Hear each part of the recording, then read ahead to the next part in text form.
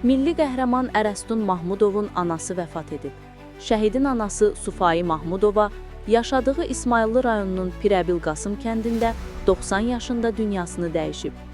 O, uzun müddətdir səhhətindəki problemlərdən əziyyət çəkirmiş.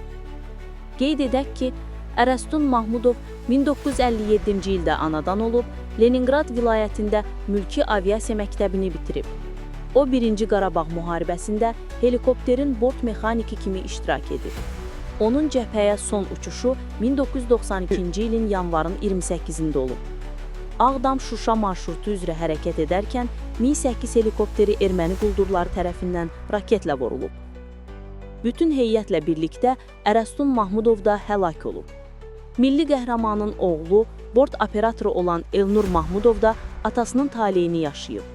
Belə ki, 30 yaşlı Elnur Mahmudov 2011-ci ilin iyulun 6-sında Azərbaycan yük təyyarəsinin Əfqanistanda qəzaya uğraması nəticəsində həlak olub.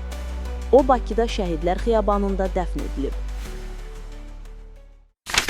Gündəlik hadisələrdən xəbərdar olmaq üçün bizi izləyin. Söz altında yox, göz altıda qalın.